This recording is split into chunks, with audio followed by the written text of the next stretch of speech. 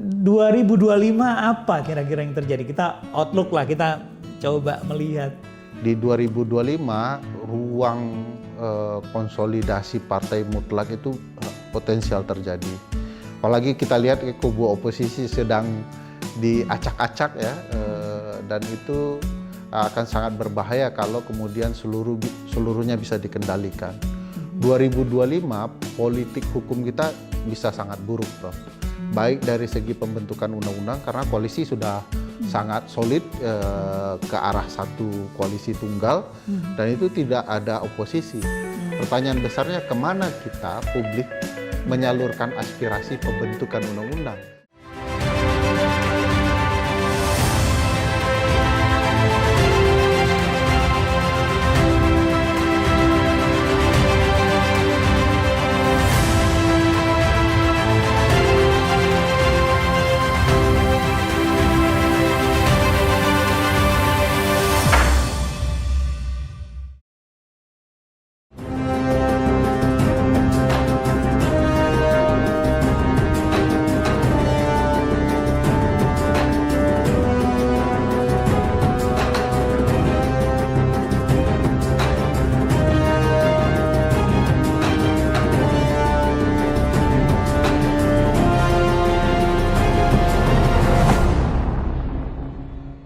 Assalamualaikum warahmatullahi wabarakatuh. Apa kabar sahabat semua? Mudah-mudahan selalu sehat walafiat.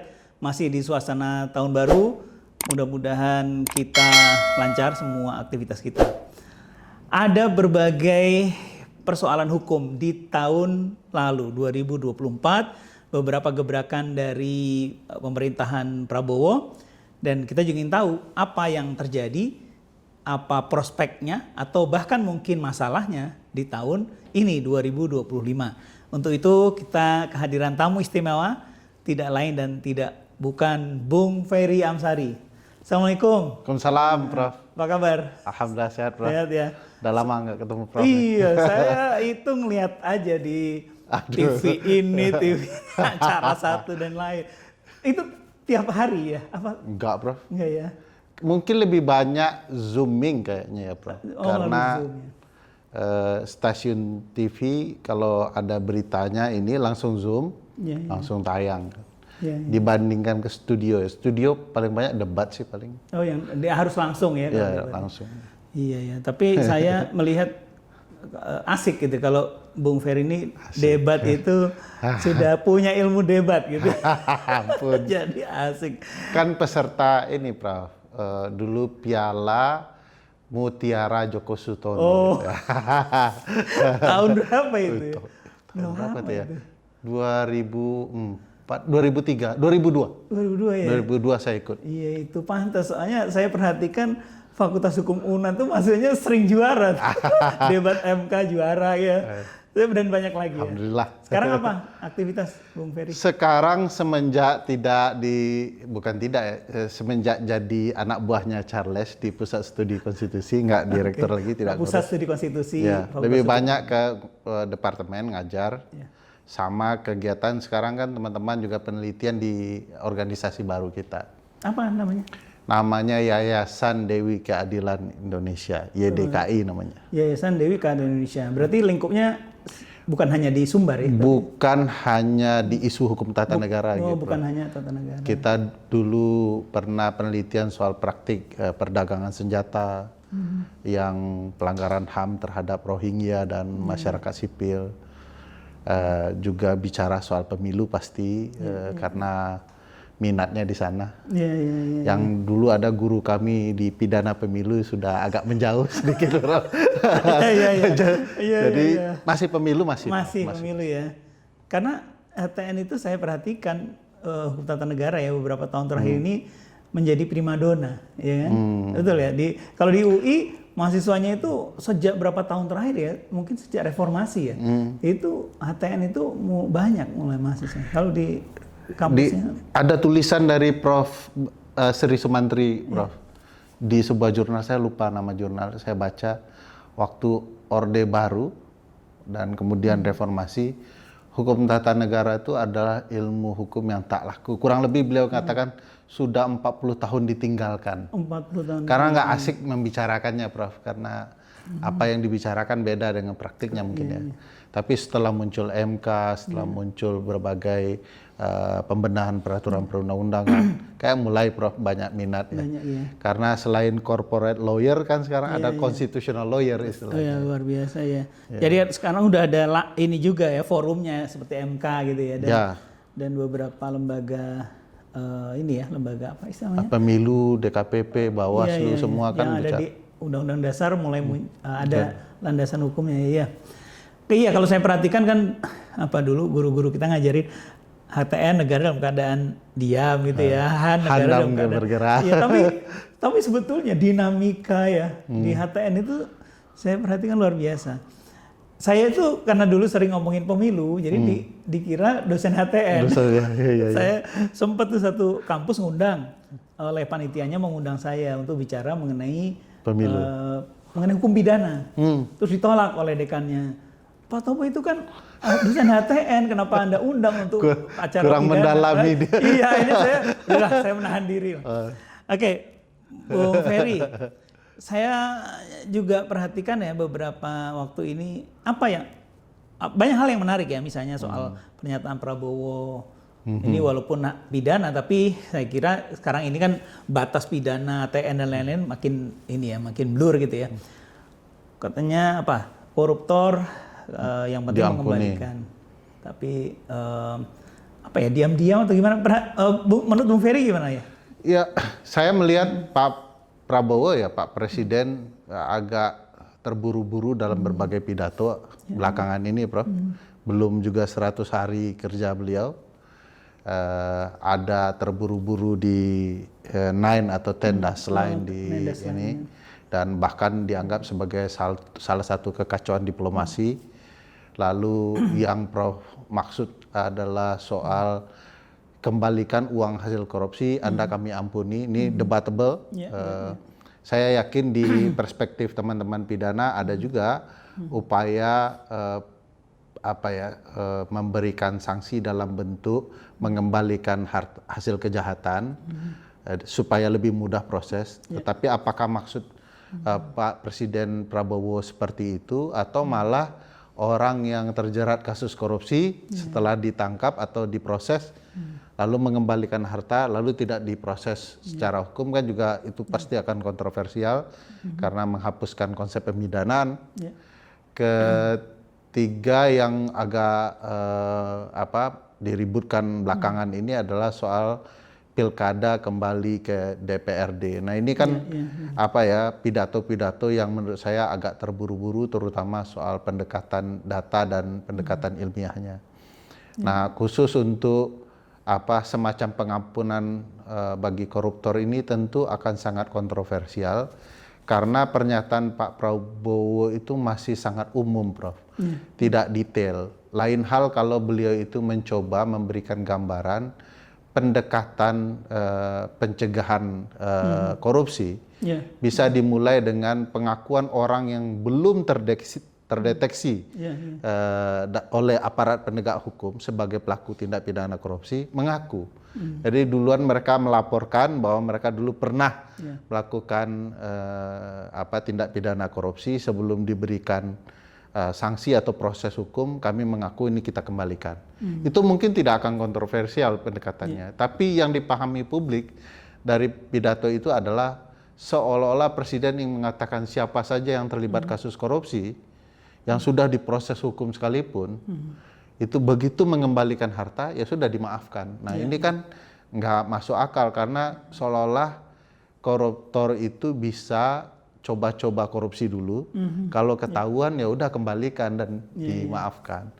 Nah ini juga tidak terlihat dengan semangat cerita beliau akan mengejar koruptor sampai ke Antartika, kan itu kan bakal sadis betul kesannya kan. Nah itu tidak terlihat. Nah sayangnya menurut saya ini juga faktor terburu-buru, lebih karena baru ngobrol 1, 2, 3 dengan beberapa orang lalu gagasan itu di blow up ke depan publik. Iya, saya kira itu memang kontroversial ya. Kalau kita lihat di Undang-Undang Tipikor kita, misalnya pasal 4 pengembalian hasil korupsi itu tidak menghilangkan pidana, tidak menghilangkan penuntutan ya. Apakah tidak sebaiknya misalnya Presiden mengatakan kita akan melakukan kajian mendalam dulu mengenai Undang-Undang Tipikor, misalnya seperti itu ya. Tidak terburu-buru ke kesimpulan kan, Prof? Kesimpulan ya. Sama dengan pidato beliau di HUT Partai Golkar, itu juga terburu-buru, Prof. Belum katanya mau mengadakan evaluasi pilkada. Oh iya, oke. Tapi setelah itu langsung kesimpulan, Prof. Iya. Evaluasinya belum dilakukan, tapi kesimpulannya adalah kembali kepada DPRD kan. Itu apa bisa diartikan untuk timnya presiden?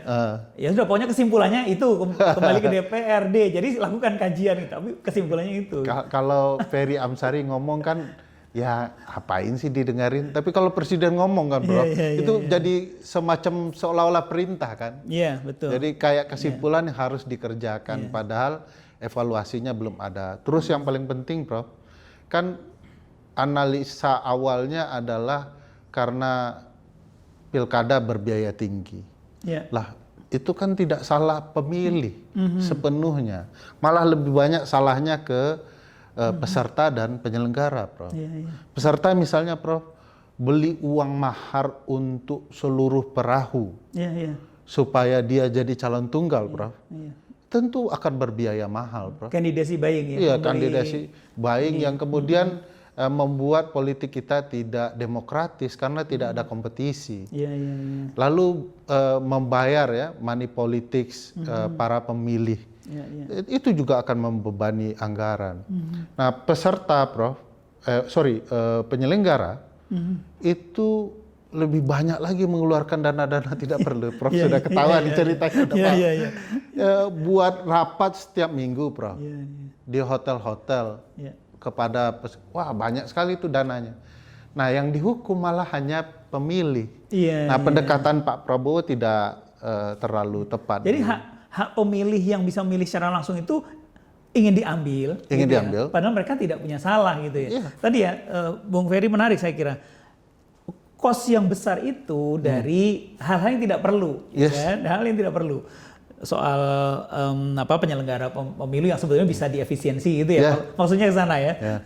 Ada isu menarik lagi soal kos biaya yang besar yang tidak perlu, Prof. Kalau Prof ingat-ingat, penyelenggara pemilu itu pernah menyewa pesawat private jet. Oke. Iya. Selama itu anggarannya 44 miliar. Hanya dipakai beberapa jam. Bagi kita, kok anggaran publik dipakai untuk kebutuhan itu? Nah, alasannya itu untuk menjangkau daerah yang agak jauh. Nah, begitu ditelisik, kok agak jauh itu kok ada daerahnya namanya Bali gitu ya. Jadi ini problematika ke Bali terus pakai pesawat private jet. Private jet. Jadi kan kecuali kalau pulau mana yang mungkin masih gitu ya. masuk akal. Nah, gini Bung Ferry ya, ini saya kira menarik ya soal pilkada langsung yang kemudian ingin diubah menjadi pemilihan oleh DPRD ini. Saya kira banyak kontroversinya, banyak hal menarik. Misalnya tadi sudah disinggung soal efisiensi ya. Kedua, saya dulu kebetulan pernah oleh BPN diminta menjadi koordinator tim evaluasi, dan kita betul serius mengadakan kajian pakai EAL segala macam gitu. Sehingga ujungnya itu kita tahu efisien atau tidak. Nah sekarang apakah itu sudah dilakukan atau belum? Pernah dengar nggak itu dilakukan oleh pemerintah? Kalau evaluasi, Prof, sebenarnya instrumen melakukan evaluasi terutama berbasis peraturan perundang-undangan sudah banyak gitu, Prof. Misalnya di setiap undang-undang naskah akademik itu harus ada RIA, Regulatory Impact Assessment, yang pendekatannya ekonomi. Ini barang ketika mau diselenggarakan membuat anggaran kita habis atau tidak. Ini efektif atau tidak ke depannya. Nah, juga ada PLF ya, Post Legislative Scrutiny-nya juga harus dilakukan. Baik itu oleh pembentuk undang-undang, eksekutif juga karena itu ada anggaran negara, juga bagaimana undang-undang itu terimplementasi. Nah, itu tidak dilakukan. Termasuk juga yang paling heboh di Sirekap, Prof. Iya, Sirekap. Sirekap itu tidak kita dengar ada evaluasi apakah itu efektif atau tidak. Audit semacam audit ya, audit forensik soal efektivitasnya dan segala macam. Bahkan sekarang kan Sirekap tetap dipakai nih Prof di pilkada. Dan untuk mengambil datanya jauh lebih bagus, tapi kok tidak ditayangkan. Nah ini efektif nggak bagi proses penyelenggaraan demokrasi kita alat ini? Nah, jadi memang tidak ada kajian yang membahas apakah konsep demokrasi kita itu betul-betul efektif dan tepat sasaran. Saya takut di pilkada juga begitu, Prof. Evaluasi kemarin itu untuk pindah ke DPRD. Tidak ada kajian ini soal efektifnya, soal secara komprehensif pasti. Lagi pula gini ya, Bung Ferry ya, kan ini tolong koreksi kalau saya salahnya. Jadi di seluruh provinsi ya dan kabupaten kota selain Jakarta itu sebetulnya hanya sekali ya.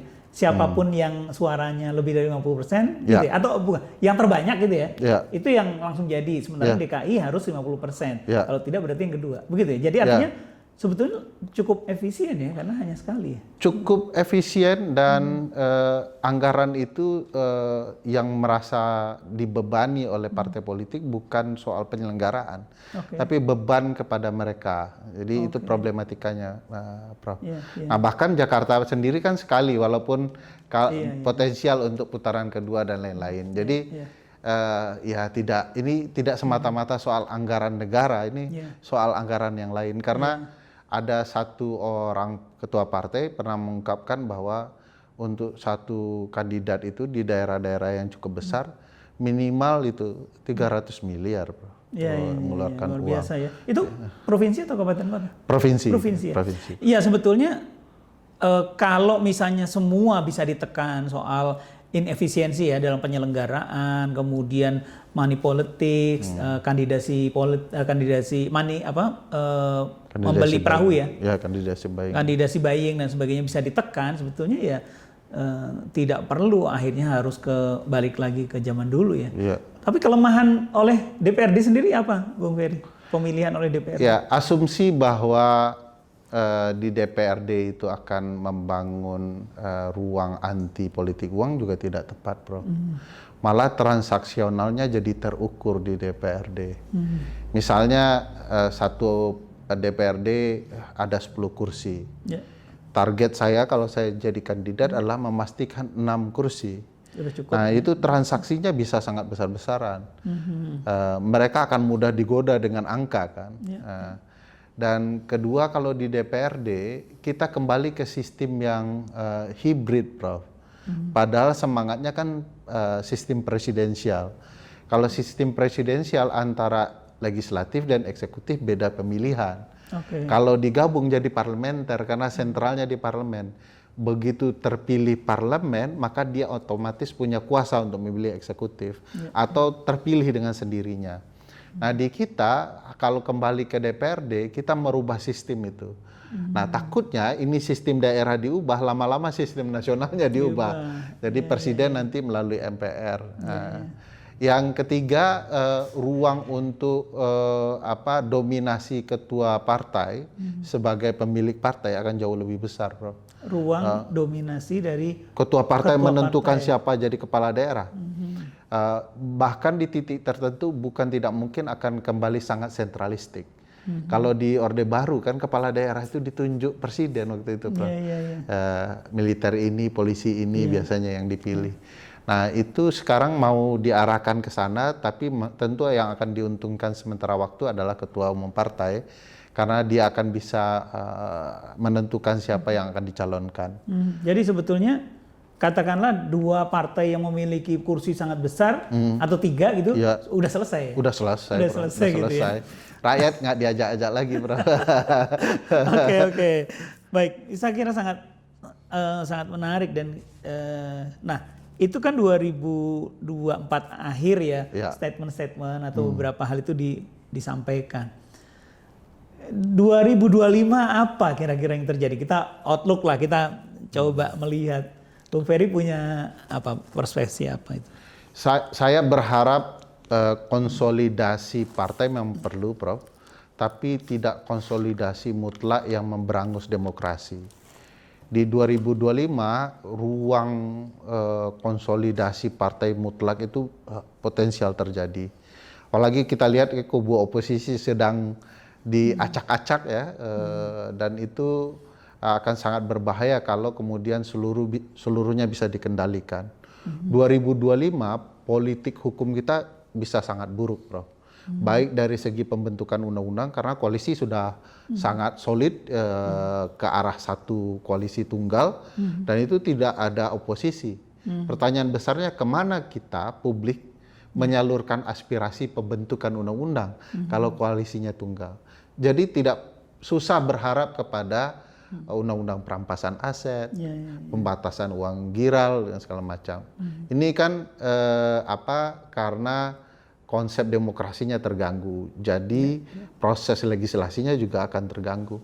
Nah, besok anak didik Prof semua nih, kita-kita nih akan dihebohkan di soal paket undang-undang kitab undang-undang pemilu, Prof. Oh, ada apa omnibus kayak gitu? Semacam omnibus, tapi kita menyebutnya paket. kitab. Oh, gitu. Okay. Ya, teman-teman Perludem kan dulu kan inginnya kampanye omnibus law undang-undang pemilu. Tapi gara-gara omnibus sudah disalah maknai, kayaknya kampanyenya akan bicara kitab. Itu saya tidak terbayang kalau konsolidasi partai solid. Padahal target kita di 2025 seluruh undang-undang politik selesai di 2025. Sebab setelah itu dijalankan. Lewat dari 2025, Prof, 2006, 2027, transaksinya akan sangat politik menjelang pemilu 2029. Belum lagi kita berencana mau memisahkan pemilu nasional dan pemilu daerah. Jadi kalau pembahasan undang-undang pemilu 2025 terjadi dengan koalisi tunggal di parlemen, nah ini membuat kita mengalami kerugian. Yang ketiga, tadi soal pemberantasan korupsi, Prof. 2025 kalau dilihat gagasan beberapa teman-teman partai, terutama menteri-menterinya Pak Prabowo, Menteri Hukum, ya, dan Menko Yusril Iza Mahendra mengatakan bahwa perlu lembaga tunggal pemberantasan korupsi. Simpulan yang mereka sampaikan adalah tidak diperlukan lagi KPK. Kalau tidak diperlukan KPK, 2025 itu dilakukan, Indonesia akan melanggar UNCAC, Prof. United Nations Convention Against Corruption, kan? Yang mengharuskan negara peserta membentuk lembaga extraordinary pemberantasan korupsinya. Nah, kalau tidak ada KPK, ini apa yang kita janjikan sebagai lembaga khusus pemberantasan korupsi dengan ratifikasi UNCAC tidak tercapai, tidak dilakukan. Jadi saya jujur saja walaupun KPK sudah sejelek ini ya, karena dipakai untuk urusan politik, ada banyak SP3 dan segala hal, tapi karena komitmen kita di UNCAC memiliki satu lembaga khusus anti korupsi ya harus dipertahankan. Jadi politik hukum 2025 harusnya mempertahankan lembaga khusus ini dengan perbaikan di mana-mana. Karena tidak boleh mereka terlalu politis, bahkan tidak boleh politis. Tidak boleh politis. Makanya dulu bisik-bisik ada ya yang guru besar yang saya ceritakan itu, kita sudah bujuk dong gitu. Untuk masuk, orangnya nggak mau, katanya mau kuliah aja lah. Itu di pemberantasan korupsi. Nah, yang terakhir, Prof, yang kita harapkan bisa terbenahi di 2025 adalah dunia peradilan kita, Prof. Yang sekarang juga makin aut-autan, baik MA maupun MK. Nah, apa ya? Kayaknya sampai nafasnya sampai berat gitu ya. Membayangkan itu. Karena di teman-teman perspektifnya gini, Prof. Boleh semuanya rusak gitu ya. Boleh karena ininya ya. Udahlah, semua nggak apa-apa asal nggak apa-apa semua rusak, asal peradilan tidak rusak. Peradilan tidak rusak. Karena seluruh muara kekacauan bisa dibenahi oleh peradilan. Saya ngutip pendapat James Madison itu, Prof. Katanya boleh semua orang memaknai hukum itu apa, tapi hukum yang kita pakai itu adalah apa yang dimaknai peradilan. Jadi kata Taverne kan. Silakan beri saya undang-undang paling buruk sekalipun, tapi beri saya jaksa yang baik, hakim yang baik, saya yakin akan memperbaiki hukum ini. Jadi tapi sekarang semua sektor termasuk peradilan ya. Termasuk peradilan, tiba-tiba peradilan jadi jalan untuk membuka anak raja bisa jadi maju gitu. Kedua-dua pengadilan luar biasa itu Prof kemarin tuh. Putusan 90 membuka Mas Gibran, sesuatu yang tidak ada di undang-undang menjadi boleh. Putusan 23 di Mahkamah Agung membuka potensi Mas Kaisang untuk maju. Jadi MK maupun MA ya. MK maupun MA dan itu motifnya sama. Jadi semacam kejahatan berulang ini Prof. Kalau dalam tata negara apa namanya? Menggunakan peradilan, ya kan, peradilan digunakan.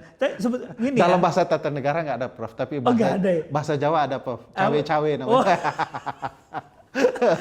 Saya kira itu biasanya ya kalau di negara lain hal yang sudah pengaruhnya besar itu masuk tuh dalam kamus. Berarti nanti masuk dalam terminologi tata negara. Masuk Black's Law di sini. Iya, betul. Iya kan, saya ingat tuh kalau di Black Law itu kan soal gerrymandering kan, gerrymandering masuk dari Gary ya. Dari si Jerry dan Salamander ya. Ya masuk dia. Betul. Jadi saya kira banyak istilah-istilah yang 2024 dan sebelumnya yang mengacak-acak itu masuk. Oke. Nah, jadi kelihatannya nih kalau saya lihat baik dari statement Bung Ferry maupun dari tarikan nafasnya itu kelihatannya berat nih 2025 nih ya. Nah, tapi gini, kalau saya melihat Bung Ferry ini kan sangat kritis melihat kondisi, situasi, hukum tata negara, politik dan sebagainya ya. Karena bisa membayangkan ya apa yang hal negatif apa. Nah, untuk masyarakat luas nih. Ini kan dengan luasnya teknologi informasi, kemudian sosial media dan sebagainya itu bisa belajar dari situasi semacam ini, Bung Ferry. Karena saya khawatir juga ya sudah digunakan sosial media sehingga kabur gitu ya persoalan-persoalan tadi. Bung Ferry lihat gimana? Publik saya yakin terus belajar, Prof. Dan banyak peristiwa yang menunjukkan itu. Memang ada sisi negatif, misalnya lahir buzzer, ya.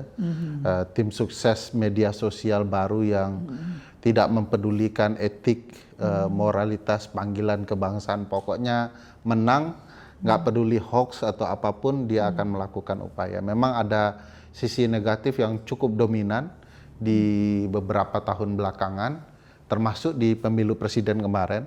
Bahkan hal-hal yang sudah bisa dibuktikan pun itu diabaikan dengan upaya para buzzer merekayasa pemikiran publik. Ini kan semenjak kasus di Amerika yang kemudian bisa membaca pikiran pemilih, Cambridge Analytica. Cambridge Analytica. Ya, yang kemudian membaca cara berpikir pemilih melalui Facebook terutama, dan itu menjadi tradisi lahirlah buzzer-buzzer yang kemudian mencoba menggiring para pemilih. Tapi kalau kita lihat ada kok upaya-upaya publik memanfaatkan dunia digital untuk membangun negara jauh lebih baik. Misalnya 2019, Prof, ketika aksi reformasi di korupsi, itu karena pakai pendekatan digital. Itu tidak ada lagi aktivis model murid Prof yang bergerak tech club gitu ya, diskusi, nggak ada lagi. Tapi mereka bahkan pakai teknologi game, mereka komunikasi di sana, tidak terdeteksi oleh aparat dan begitu turun mengkritik DPR dan pemerintah tumpah ruah. Sampai waktu itu Presiden Jokowi tidak jadi merevisi beberapa undang-undang. Lalu terakhir Garuda Biru. Garuda Biru juga muncul melalui teknologi digital ya, peran-peran anak muda yang memprotes upaya mengkebiri putusan MK yang mencoba mempertahankan peraturan pilkada sebagaimana mestinya, tiba-tiba turun dan akhirnya itu dibatalkan. Jadi peran dan partisipasi publik di dunia digital sangat penting, Prof. Hanya mungkin publik harus terkonsolidasi di dunia digital agar hak-hak mereka bisa terus terlindungi. Ini tantangan berat dalam dunia hukum juga, Prof. Bagaimana ini tidak membatasi orang, tapi juga tidak terlalu jauh hak orang yang kemudian bisa merugikan orang lain. Jangan sampai orang mengintrusi ya hak privasi kita dan sebagainya. Intercept itu kan terjadi di berbagai ruang, Prof. Ya. Tapi kalau tadi yang dipaparkan oleh Bung Ferry tadi ya, jadi saya melihat sebetulnya kehadiran teknologi informasi sosial media masih netral ya. Artinya netral tuh orang yang baik bisa menggunakan, orang yang jahat juga bisa menggunakannya ya. Artinya jangan sampai menyerah gitu ya dengan adanya buzzer dan sebagainya gitu. Ya walaupun sekarang ada pembahasan undang-undang kepolisian, Prof, belum tuntas, yang memberikan hak kepada teman-teman kepolisian untuk menentukan akses internet dalam keadaan-keadaan tertentu. Itu agak berbahaya juga bagi pemikir dan orang-orang yang peduli terhadap publik karena bisa dibatasi. Tapi belum jadi nih. Dan saya yakin memang ada wilayah-wilayah juga. Dan saya berharap kita semua termasuk mungkin media Prof ini untuk coba mulai masuk ke ruang media yang tidak terjangkau oleh teman-teman selama ini. Kalau saya yakin ini media di YouTube laku, di X oke, di Instagram oke.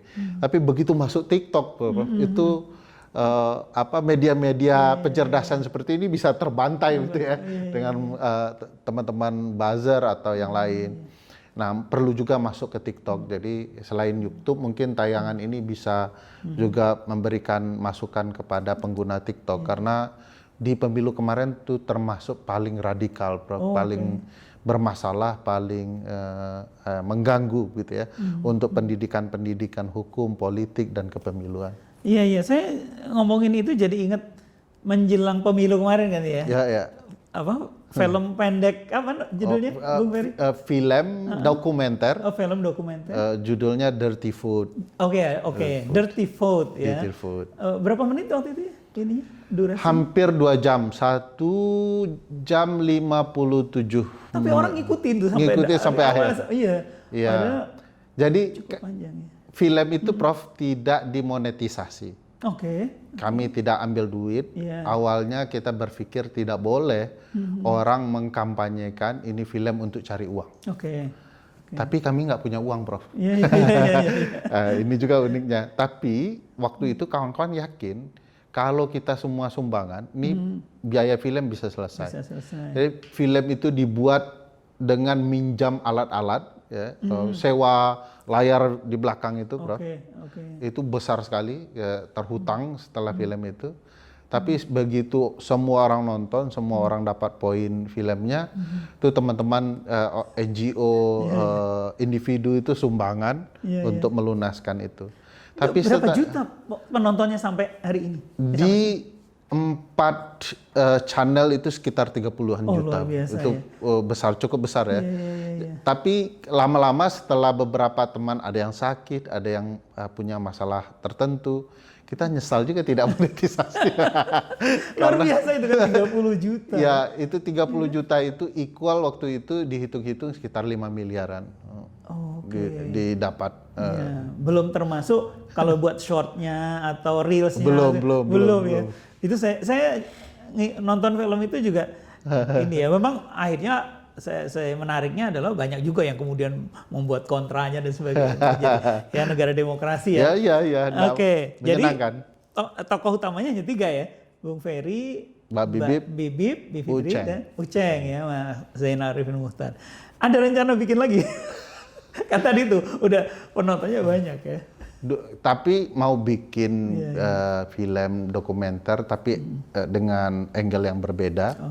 Waktu itu kan film itu gagasannya bukan untuk merusak proses demokrasi, Prof, tapi memberikan tahu, memberikan publik pengetahuan bahwa pemilu ini sangat potensial dicurangi. Ini penjelasannya. Dan itu terbukti apa yang kita sampaikan itu betul-betul terjadi. Satu putaran dirancang dengan berbagai hal. Nah, walaupun ya lawannya mengatakan bahwa tidak terbukti karena itu hasil tidak berubah. Si A tetap menang gitu ya. Tapi bukan itu tujuannya. Tujuan ngasih tahu bahwa bakal dicurangi. Nah, karena sifatnya mau ngasih tahu, kami juga sempat ingin buat film memberikan tahu apa sih itu impeachment. Cuman memang waktu itu walaupun skenarionya sudah setengah jadi ya, istri Mas Dandi kan sakit sutradaranya. Memang itu tidak terlalu berjalan, sampai sekarang masih tertunda, sampai istri beliau meninggal dunia. Itu salah satu yang saya pikir ini film harus jadi untuk dedikasi kepada satu orang perempuan hebat yang dulu mensupport film pertama ya, tapi nggak jadi. Kita mau jelaskan, kasih tahu pengetahuan ke publik apa itu impeachment dan apa saja alasannya. Saya kira itu film-film semacam itu sangat menarik dan sangat penting ya, Bung Ferry ya. Saya mendapatkan manfaatnya dan banyak orang yang menonton film itu. Ya orang bisa ngelihat dari berbagai sisi ya, sudut pandang, tapi dalam hati saya kalau misalnya mau kontra dengan itu ya buat film yang semacam itulah misalnya. Sama dengan kita buat artikel dikritik ya buat artikel semacam itu. Film itu Prof basisnya penelitian. I see. Yayasan Dewi Keadilan itu melakukan penelitian. Nah, ketika podcast seperti ini juga Bang Abraham Samad cerita soal penelitian kami ditonton oleh Mas Dandi. Terus dia kontak, kayaknya filmmu menarik. Kamu pernah nonton film Al Gore nggak? Ke saya kan. Unconventional Truth kalau tidak salah. Waktu itu masih SMA saya. Al Gore presentasi soal kerusakan bumi karena iklim. Di belakangnya ada layar. Dia bilang, kita buat seperti ini tapi film pemilu, kecurangan pemilu. Oh, jadi idenya dari yang filmnya Gore itu. Al Gore itu. Jadi di sana awal beranjaknya dari penelitian digagas oleh Mas Dandi.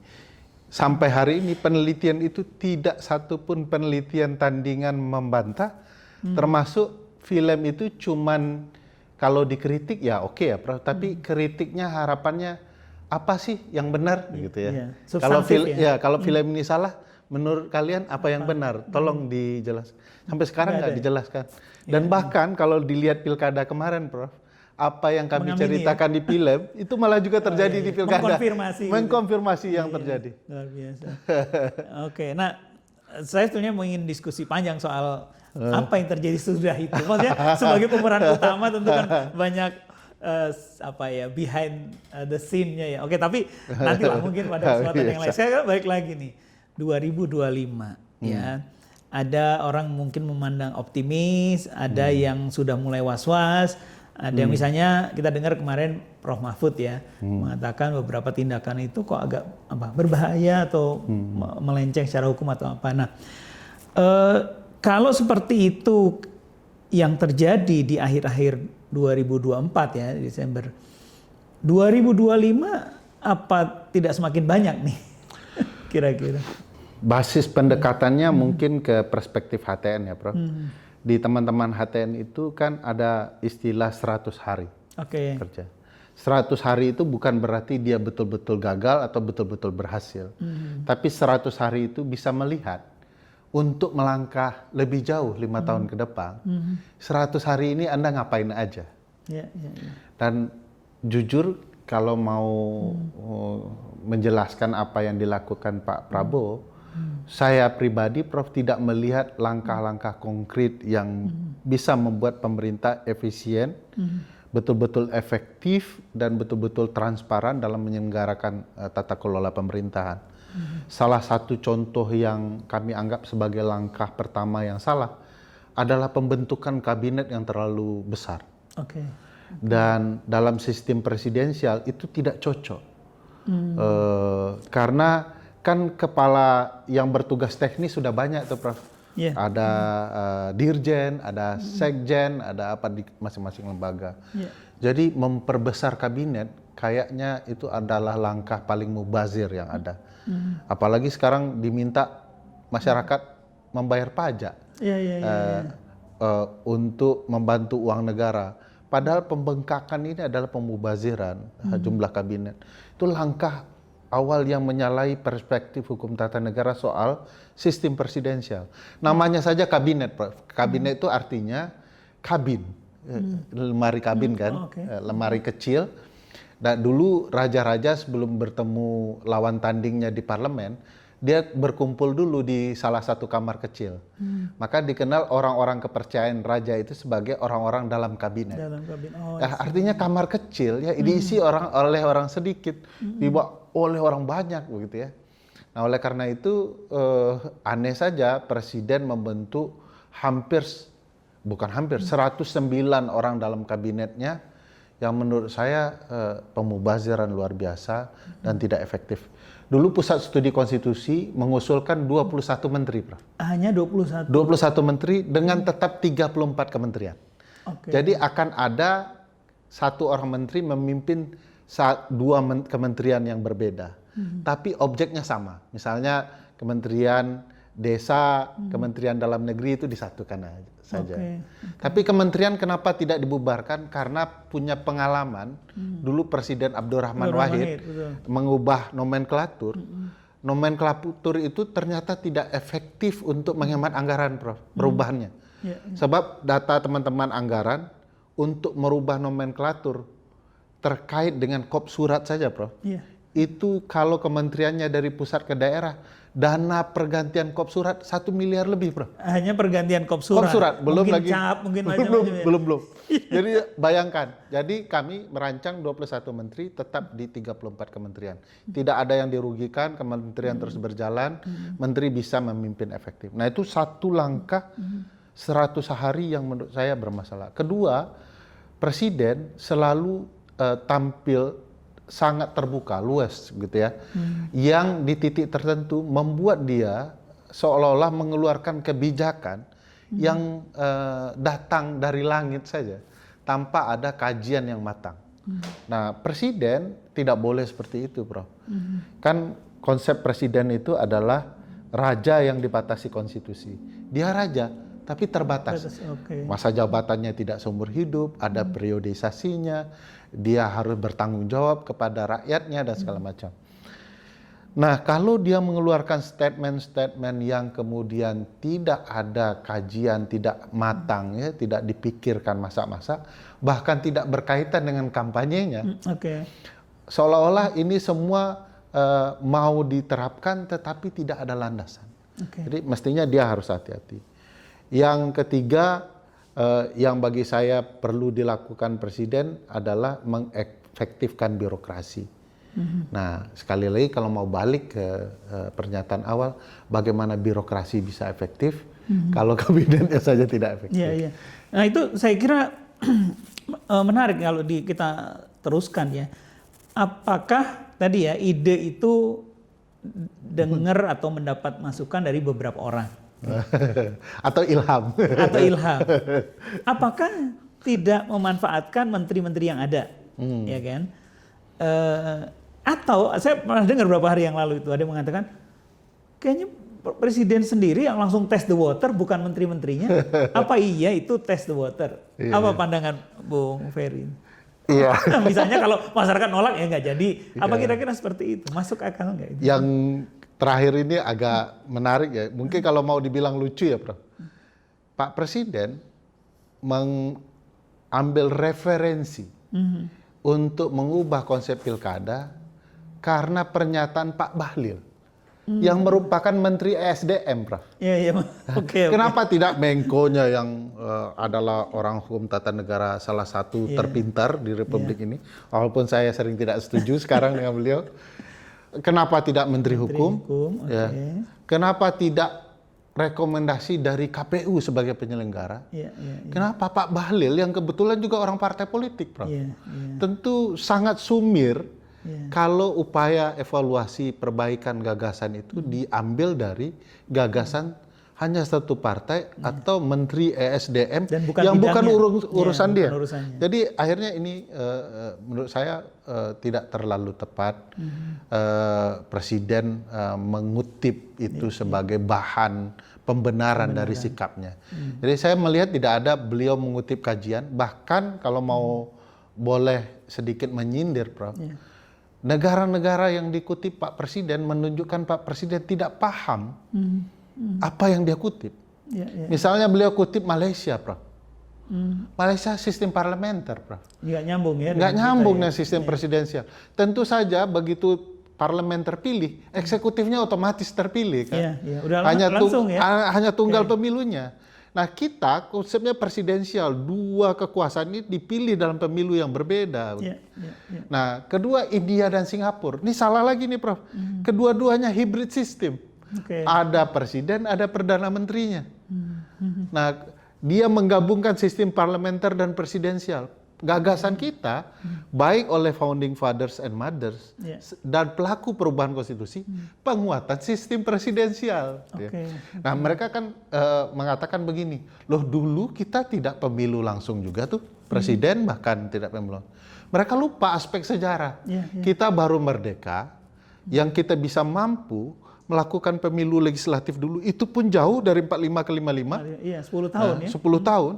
Kita butuh persiapan matang. Nah, presiden mau berlahan-lahan itu akan menggagas itu karena di Undang-Undang 157, Prof, di pasal 23 itu dijelaskan soal bahwa parlemen bahkan perlu di suatu waktu untuk dipilih secara langsung termasuk kepala daerah.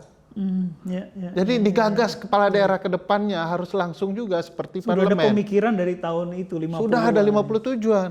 Jadi di awal-awal kemerdekaan gagasan itu sudah muncul dan pilihan kita presidensial dan waktu itu tidak langsung ya sederhana. Awal merdeka baru terbentuk KNIP, belum ada parlemen yang memang mau tidak mau kita akui bahwa Undang-Undang Dasar Revolusi itu terbiasa hingga kemudian jauh ke awal kemerdekaan.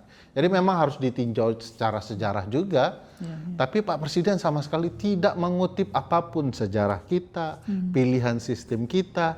Yang dia gambarkan, kita nih banyak uang mubazir, tapi uang siapa yang dirugikan? Ya, sampai ada menteri yang mengatakan kalau uangnya itu dipakai untuk petani dan sebagainya. Jadi masyarakat seolah-olah melihat perbandingan itu ya. Seolah-olah, oh berarti uang ini bisa untuk kita. Padahal uang untuk masyarakat nggak harus mengurangi uang pemilu kan. Mengurangi jumlah kabinet juga bisa untuk. Nah bahkan yang ini Prof kalau boleh saya ingat yang sangat penting di dalam pilkada kita ini kalau memang mau diperbaiki termasuk pidato-pidato presiden adalah memastikan lingkaran presiden bisa bekerja maksimal. Memastikan lingkaran presiden bekerja maksimal. West Wing-nya Prof, West Wing-nya. Oke. West Wing ini 3 pintu, bahkan sekarang sudah 4. KSP, Sesnek, Seskap, Biro ada satu lagi protokoler dan humas presiden. 4. Jadi presiden dapat masukan dari siapa dan bagaimana. Ini membuat akhirnya presiden seringkali sepertinya tidak terencana dan ini pintu seolah-olah tidak bekerja. Padahal ada yang pinter-pinter di sana. Iya, saya kira banyak profesor juga. Banyak. Nah, gini Bung Ferry, ini menjelang akhir obrolan kita nih ya, sebetulnya sangat menarik semuanya. Ini ya diteruskan, memang biasanya kan kita harus terbatas ya. Iya, oke. Jadi gini, saya ingat presiden sebelumnya, saya lupa zaman Pak SBY atau zaman sebelumnya ya, karena saya sempat ikut juga, yaitu dibentuk ada semacam lembaga, kalau untuk bidang hukum ya, Komisi Hukum Nasional, misalnya, KHN, yang masing-masing ada sub-subnya, masing-masing bidang dilakukan kajian dalam, seterusnya memberikan rekomendasi. Nah rekomendasi itulah yang kemudian dibahas oleh Presiden. Terakhir kalau nggak salah zaman Pak Mahfud Menko ya, itu juga dibentuk. Mungkin Bung Ferry ikut juga ya? Tim reformasi. Tim reformasi ya. Itu kan juga lakukan kajian, walaupun waktunya singkat sekali, tapi paling tidak ada obrolan-obrolan gitulah ya di antara itu dan kemudian memberikan, walaupun kemudian mungkin tidak dipakai juga sekarang ya. Tapi paling tidak ada inilah, ada itu guru-guru saya di tim reformasi itu sedih dan terluka itu. Gimana? Begitu disampaikan ke Pak Presiden, lalu Pak Presiden jawab begini, ya saya 9 tahun belakangan ini tidak terlalu tertarik dengan isu. Waduh, saya dengar itu, saya dan Bivitri dan Uceng tidak hadir karena waktu itu solidaritas rempang. Jadi kami tidak ikut memberikan rekomendasi apapun kepada Presiden. Karena di rekomendasi itu ada soal perlindungan HAM. Rekomendasi ini tidak akan pernah bisa bermakna kalau rempang Anda sakiti. Nah sekarang berulang lagi, jadi kami menolak datang. Tapi begitu guru-guru kita cerita, begini loh tanggapan Presiden. Waduh, saya pikir ini ngapain dibentuk kalau responnya jadi begitu. Kalau itu ada lagi depan juga nggak percaya lagi. Nggak percaya. Oke, jadi ini saya senangnya dengar atau melakukan obrolan dengan orang yang sangat kritis itu adalah kita tahu hal-hal yang mungkin bagi masyarakat luas tidak sampai sedetail itu. Nah sekarang ini singkat saja Bung Ferry. Terus apa kira-kira yang bisa membuat masyarakat agak optimis itu kira-kira apa ya? Di banyak negara yang penyelenggara negaranya tidak terlalu bertanggung jawab, publik itu harus sadar atas haknya. Oke. Karena kalau menggunakan idiom yang sering digunakan teman-teman HAM ya, tidak ada hak yang diberi, hak itu diperjuangkan. Hak itu diperjuangkan. Oleh karena itu publik juga harus mulai menyatukan dirinya ya. Yang saya paling senang itu adalah ketika para akademisi mulai merapatkan barisannya untuk membicarakan kepentingan publik. Ini karena tidak kepentingan akademisi itu yang terluka, tapi karena kepentingan warga negara di sekitarnya terluka, mereka kemudian bicara.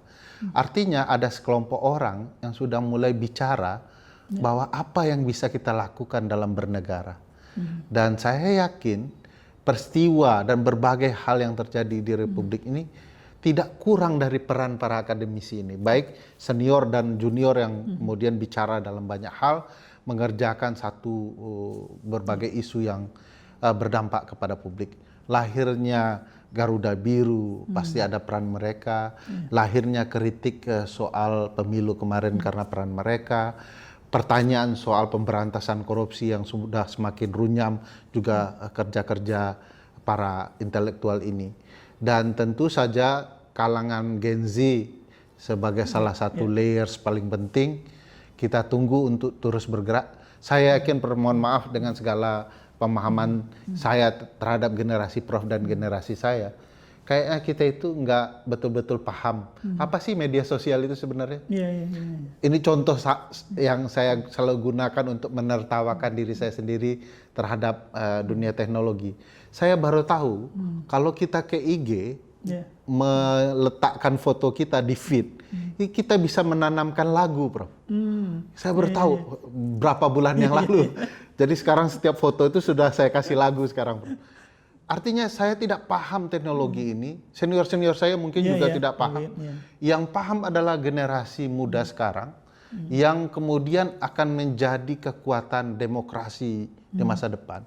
Jadi perlu juga kita berharap ke mereka menggunakan akses teknologi masa depan untuk terus merawat dan menjaga bangsa ini. Dan saya pikir itu tantangan kita juga untuk ke teman-teman itu. Kan di kampus sekarang sudah banyak generasi yang cuek ya, Prof. Gimana? Cueknya seberapa jauh tuh, Bung? Kalau di kampus saya sudah mulai ada yang parah begitu ya. Yang saya tidak terbiasa mahasiswa buka laptop, walaupun pernah sekolah di luar yang mahasiswa buka laptop, dan saya juga buka laptop. Kok bisa sekarang bahkan membuka HP begitu ya. Saya tidak terbiasa, dan ini juga perbedaan kultur yang perlu dijembatani agar kita saling memahami. Yang paling penting saling memahami bagaimana kita memperjuangkan bangsa ini. Oke. Luar biasa Bung Ferry, terima kasih banyak sekali pengalaman, insight, dan juga cerita-cerita behind the story, cerita yang menarik yang saya kira penting juga didengarkan oleh teman-teman. Padahal saya ingin juga dengar cerita kenapa tidak mau jadi dekan 2 kali. Tapi saya bersyukur juga, Prof. Gimana? Kenapa Prof Topo tidak maju 2 kali? Saya pikir bersyukur juga. Kalau Prof Topo 2 kali, terlalu jauh ketertinggalan kampus kami nanti. Oke, nanti kita ngobrolkan mengenai dunia kampus ya. Siap. Baik, terima kasih sekali Bung Ferry sekali lagi. Sama-sama, Prof. Ya, sahabat semua, kita sudah mendengarkan banyak sekali hal yang tidak mungkin saya simpulkan karena semuanya bermakna. Tapi satu hal tadi yang disampaikan oleh Bung Ferry adalah hak itu bukan untuk kita tunggu, tapi harus kita perjuangkan. Saya kira itu mengakhiri diskusi atau obrolan kita dalam Law Stories kali ini. Terima kasih, sampai jumpa. Assalamualaikum warahmatullahi wabarakatuh. Waalaikumsalam warahmatullahi wabarakatuh.